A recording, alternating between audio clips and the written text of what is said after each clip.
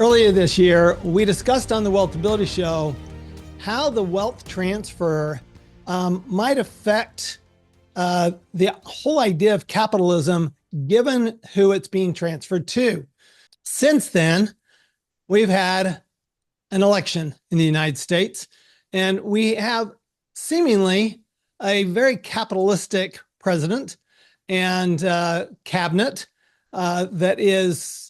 that says they're going to really promote capitalism. So today we have once again Ken Costa with us, who wrote the book, The $100 Trillion Wealth Transfer, and talking about how the handover from boomers to Gen Z will revolutionize capitalism.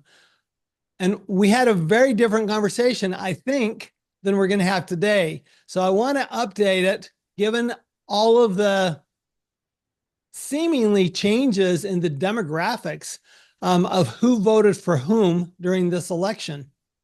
And so, Ken, it is really a privilege to have you with us today. You have an amazing resume. And if you could just give us a little of your background for those of our listeners who don't know you. Well, sure, Tom, and thank you very much for spoiling me by having me on again. So I'm Ken Costa. I've been an investment banker in the city of London for almost 50 years, and I still am. And in some of the spare time, I try to stay in touch by writing, like the $100 trillion wealth transfer.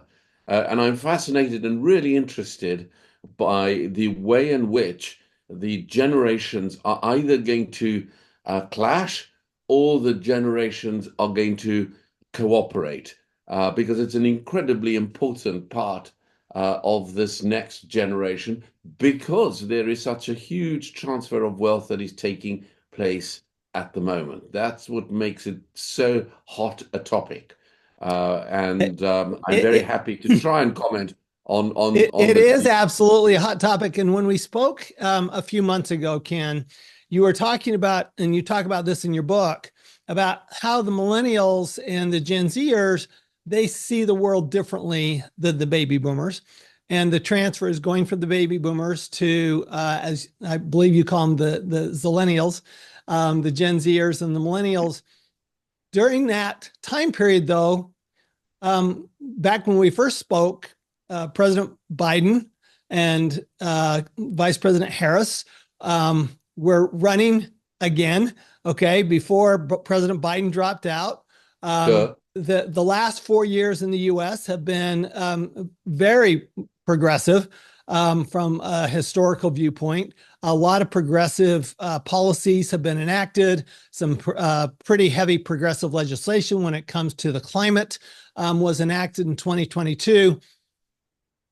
And then we saw President Trump actually win in practically a landslide from electoral college standpoint, 312 elector votes, which really is, he won every single swing state. And what's most interesting to me, Ken, is he won the Gen Zers.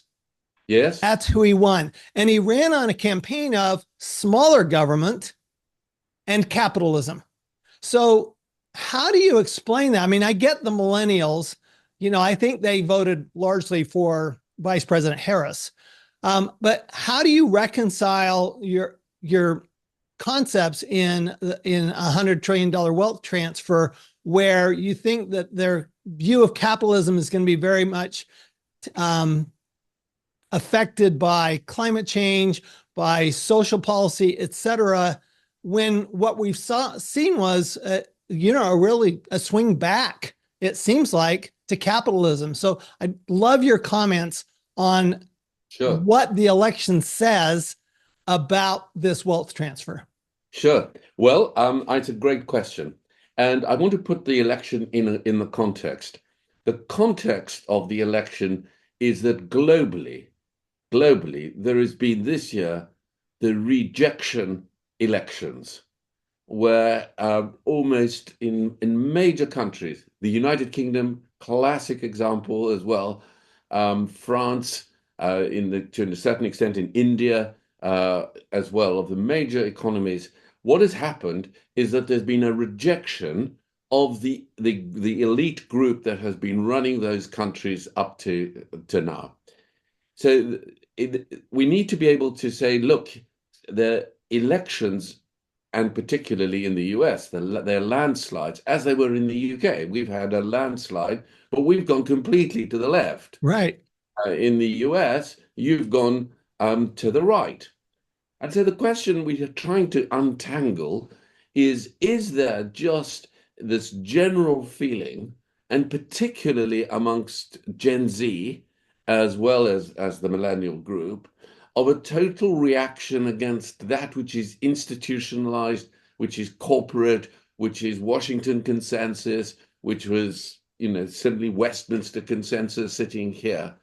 And therefore, you had the first degree of a reaction against the that whole blob, as we would call it here, this whole Right. centralized functionality of government. And it's very important to be able to say that, because one needs a more nuanced approach to be able to understand what exactly happened in the US election. Because is it just that there was a big reaction against, the cost of living at the most basic level, and a government that in your country as well as in ours seemed to have been out of touch with where ordinary people wanted to go? So I think that is the first thing. There isn't been a wholesale rejection by that Zillennial group or the Gen Zs of the next generation. So what I think has happened is that they've concentrated back on saying, we want to do well, but we also still want to do good. And yet, here, let's talk about Germany for a minute. Okay. So, Germany, their government just collapsed, Yes, right? And it collapsed over the renewable energy mandate that they had, and what's going on with that, as well as, of course, has been affected by immigration. We've seen that largely in Europe, which was a very big part of the Trump campaign, of course, sure. was about immigration. So, and you have Italy that went right. Now you have Germany that seems to have seems the right wing seems to have taken hold. How do you explain this in terms of capitalism? And while we're at it, China has seen horrible, really a disaster in their economy as they've pulled away from capitalism. So how do you see this in view of capitalism? Well, what I've always said, that the great danger for us is that that the generation may look as if it is wanting to espouse sort of certain causes, but it is not a socialist generation. It is not one that is seeking to have the further central control over the economy. So the first piece is to say that there is a genuine desire of that generation to want to change the way in which capitalism operates, not to reject it. Now, there is a group of people. You had For sure. some senators that I read overnight who were saying, "Oh well, we lost the election because we weren't socialist enough." Well, that misses the generation's point. They also are saying, and they are articulate in saying, is that they understand the way the market operates, but that a group of people were forcing an issue on them that was not taking into account the wider context in which they would operate. So that if you were to say to the generation, would you still be strongly in favor of working towards a sustainable economy, you will get a very high proportion of that generation saying yes. Would you want us to do that sort of overnight, as if there were some switch? The switch is brown, you pull the switch, it goes green. The answer is no. But governments kept saying, this is what you can do. And that's what I think has been one of the major reactions by that generation, not to throw the baby out of the bathwater, but to say, capitalism still works, the market economy is still very strong, but there are going to be, and I don't think that changed, overriding ethical issues that they want to see implemented, but not just overnight and not at the expense of big government, because they would be in favor of smaller government. Okay, so you're from South Africa, right? Yes. And we now have probably the most famous South African in the world who's decided to step into the US government, Elon Musk, and do some house cleaning. So what's your take on that? What's your take on Elon Musk and what might happen there when it comes to this whole shift in capitalism? Do you think he can do in government what he's done with X and Tesla and SpaceX? Well, I think it's one of the most refreshing pieces of seeing somebody coming in from the outside. I mean, I was just reading a news report, whether it's right or not, I don't know, that about literally half of the Pentagon's budget seems to be unaccounted for. Now, I don't quite know how that works, but these are masses like trillions of dollars. Yeah. And the external accountability to government. Let us just assume for a moment, one of the reasons capitalism has got into the problem that it has is that successive governments for decades have simply been adding more and more legislation. And as you add more and more legislation, you need more and more people in the legislature and in the executive to implement all these various things. And then you create these various bodies that sit between government and start getting powerful ways of interfering in the way in which ordinary businesses are running. And at one stage, and we've reached that stage, you cannot continue with that level of debt. So I think that this generation are quite savvy enough to be able to say, you can't just grow government, whether it's in our country, your country, Germany, or France. But what has to happen is you need to pull back. Now, those that are in the system can almost never do that. Let me give you an example in banking. The guys that put the loans on for the houses in the banks are never going to be the same people who have to get the money back if something goes wrong, because their temperaments are very different. So you bring Elon Musk in and Vivek together with him, and you bet that external influence. Now, the real problem is that government doesn't work like business. Right. The whole machine doesn't work like that. Your entire civil service, as you would have in the various departments, do not have incentives to do things more rapidly. They're process driven. And to make cultural change is going to be much more difficult than simply to take a knife and say, well, I'm going to cut out 10% of the budget. You have to be able to get a whole new way of thinking. And here is where I think Musk has the real advantage, in that he'll enable another generation of people who are called into government and working in government to be able to use technology much more efficiently. And therefore, by encouraging, if he does that, if he encourages the Zillennials to get stuck into government with an almost like a missional desire to bring about the changes in technology, the different ways of slimming back what has just been a continually bloated government, he will be very successful. But whether he and the president are going to manage to cohabit this space, I think might be a little challenging. That will be interesting to watch. It's going to To be a see if either great one can example. take direction from the other. That will be very But interesting. it's a refreshing way. And I mean, the other thing about the US, we still don't know, unless it's happened very recently, who the Treasury Secretary is going to be. Right. So I mean, it's very important that we then see that a generation that is looking to just take the simple fact of the housing market.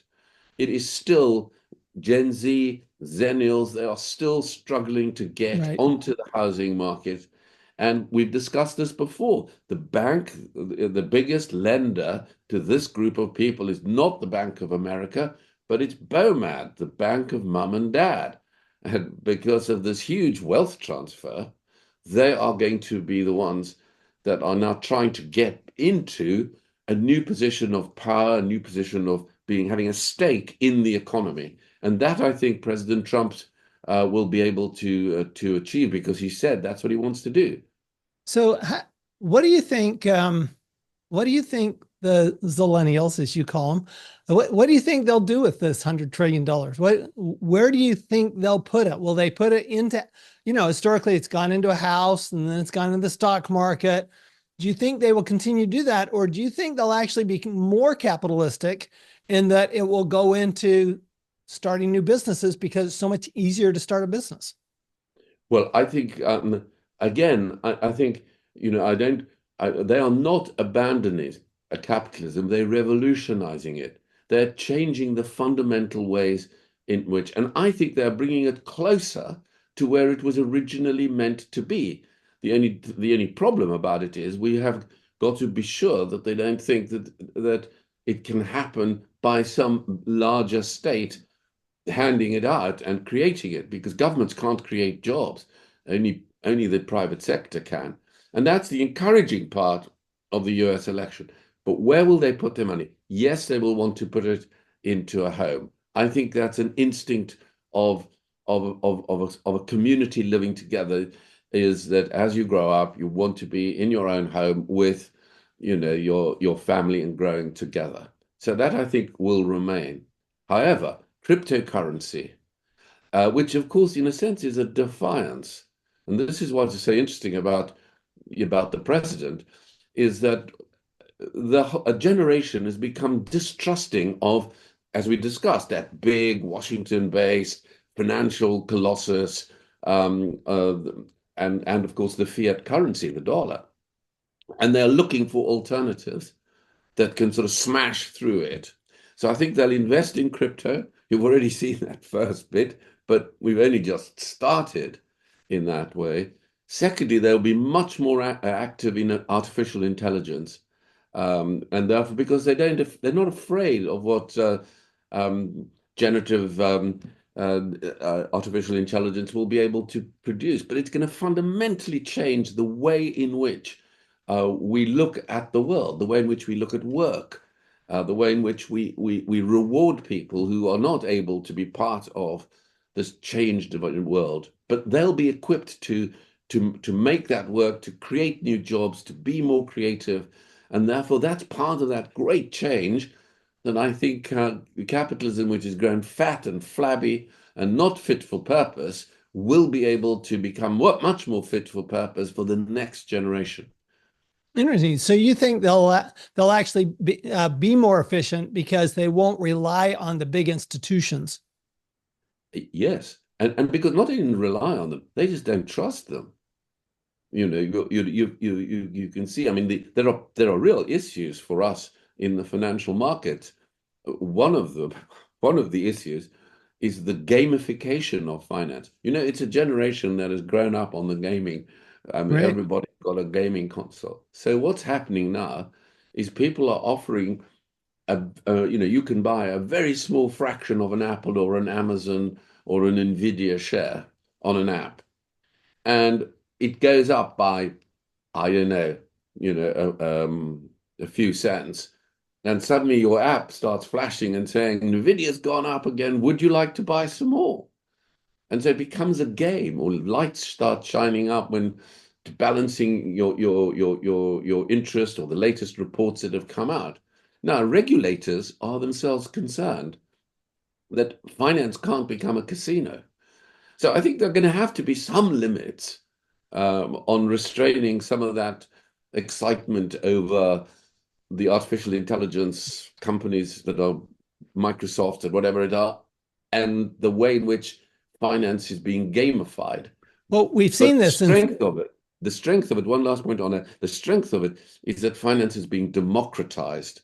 It is enabling more and more people to participate if you have the technological skills to be able to do so effectively, which that generation has. Well, we've seen this happen with the meme stocks, right? On Yeah, Robinhood, yeah, right? And, exactly. and this is where we're seeing it. So, and then you talked about crypto, which let's talk about Bitcoin specifically, and and crypto is really just a non-fungible token, right? That's all Bitcoin is. It's a non-fungible token. So, do you see that we'll actually get to more of that decentralization? Do you think that this generation will decentralize more since they have the technology to do it? I mean, you could take any stock and turn it into an NFT, and you could actually back that up through an NFT because you've got a smart contract there. So do you see that happening that will actually decentralize? Could we even see a decentralization of the stock market? Absolutely. I mean, we haven't begun to see what can be done. I mean, don't forget that central banks were sort of invented in the 18th century by the Swedish Riksbank. The notion before that, it was entirely, the whole world was decentralized in smaller banks, the Medicis in Florence. And then they started centralizing, and central banks became, everybody needs a central bank. And then the central bank started printing more and more money, and there was no restraint on the printing of money. In the case of Bitcoin, there's an absolutely finite Right. number. It cannot go any more than that. And so there is a sense of, well, decentralizing may well be going back to where we used to be, but we've now got the technology to be able to do so. And I think there'll be a significant decentralization as this next generation comes into asking the basic questions like, why do we just continue to pile debt on debt? When we don't trust the currencies of the world, we want to do it in a different way. I mean, It's scary. this I is all mean, fascinating stuff, and it moves it's so fascinating stuff, but it's scary stuff as well. it And is. It moves so quickly. that's why I'm not writing myself, or if I may say so, you and some of your listeners out of the picture, because we've got an important role to play in being able to help them assess the speed. And let me give you an example. I Please. say to myself, Sam Bankman-Fried might well have been around today if you had someone with some gray hairs who had seen some understanding of credit and risk sitting side by side with him to be able to assess the risks that were being run structurally, let alone operationally, just structurally within the organization. And I think that as we're seeing this very rapid change that is brought about by the generational competence in technology, those of us who've been around, have seen inflation and seen downturns, need to be sure that the hindsight that we have works together with the insight that this next generation have, because we'll all need foresight as to how this world is going to change. Do you think that the um, younger generations will appreciate the older generations? I find it interesting that they did elect um, somebody in their late 70s into the presidency. However, their vice president is one of their generation, JD Vance. So do you think that they will accept the role of baby boomers as a way to help them, or will they just see us as, well, we're dinosaurs, we have no idea what we're talking about, so we're going to do it all our own, like Sam Bankman-Fried did? Well, I think they've learned those lessons. But again, the solution I put forward in the book is this little word with two letters, co. We're all working on we know about co-working, co-investing, collaborating. What we haven't worked out yet is co-destiny, which is that we need to work together. It is essential that our plans and the plans of the generation that are coming up can be melded together, because if it isn't, there will be a massive clash of the generations. Why? Because they will look at us and say, you were the beneficiaries of low inflation, low interest rates, asset Mm-hmm. accumulation, and we can't get a house, and it's impossible to rent an apartment in New York or with any major city for that matter. But if we're able to say, look, there are real insights that you have shown, come alongside and we'll work together as and co-destiny, I think there's a really attractive future where they see the strengths that we can bring, and we are encouraging rather than dismissive of the way in which they want to approach life, which is very different. So And how do and then coming so back to the president, well, I mean, it wasn't a huge choice that it wasn't a menu of choices that were right? given. And given that choice, I think they came to the view that they wanted somebody that had some experience of bringing back the basics and fundamental values of capitalism. So in your mind, what's the best way for the generations to reach out to each other? So how did the baby boomers, I didn't grow up with a computer in my hand. I didn't grow up playing video games. They mystify me a little bit, and I'll readily admit. So how do you bridge that gap? And what can we do if you're a baby boomer? What do you do to bridge the gap? And if you're a Gen Zer, what do you do to bridge the gap? Yeah, great question, Tom. Great question. And I think there's a real answer to that. And that relies on the whole basis of mentoring, coaching, um, developing, investing, co-living, with that generation. So that I think but it works both ways. Right. The previous notion of, the mentor is, somebody seasoned who's been around like I've been in investment banking, or somebody who is old and therefore hands down some sort of wisdom to someone else. Actually, it is a two-way street. That's the way in which co-destiny works. So I think that the opportunities, and they are at grass levels. They're in who you meet in the local golf club, in your local church, in your local voluntary organization, the people that you socialize with, for an older person to say, yeah, I can help you, and I've got some extra cash, will help on the startup, or here is some mentoring and coaching because I've been in a moving consumer goods company, and I can help you as you start your new consumer product. And equally, I think the younger guys are going to be able to say, I've started this thing and something's happened, sales are coming. How do we run this? I mean, we've got no structure to it. And I think they will naturally look to another generation to help out. So what do you see as the first couple of steps that we need to take? Let's say that let's take both sides of it. Let's say, first of all, we're the baby boomers and we're handing down that wealth. What are some steps we can take to do that in such a way that it is a collaboration as opposed to we're just going to hold on to it until we die and then you do your thing?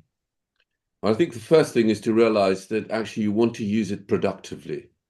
This is not just something to squirrel away and become a recipient of something from a trust. And I think that for the majority of they want to establish their identity. Identity is very important for the generation. So assuming we're the Zoomers, and we've received this, I think the first thing to do would be to say, I want to use this productively.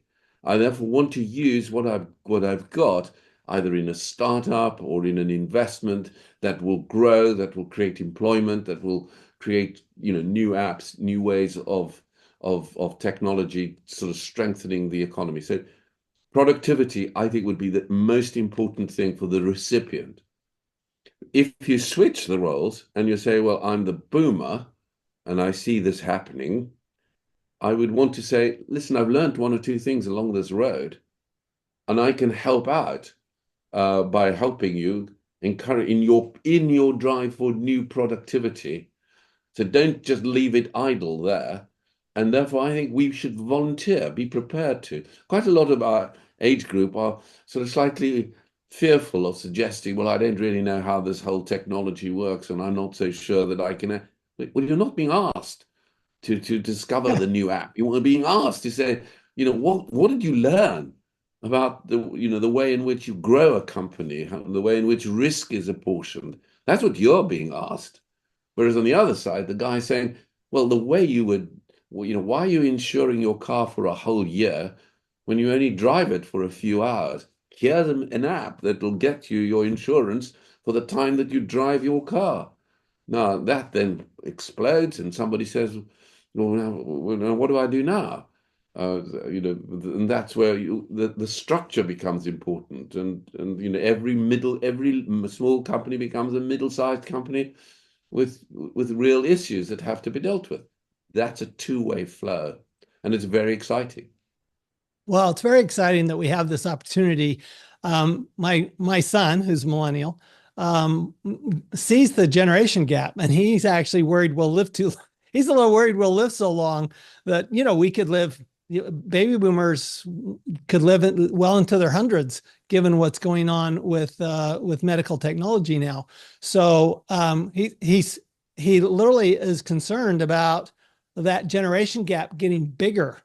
And what I hear you saying is, let's actually shrink the generation gap by working together. That is true, but also let's just remember one thing. This $100 trillion isn't going to arrive suddenly at the end of 10 years or 15 years. It's happening right now.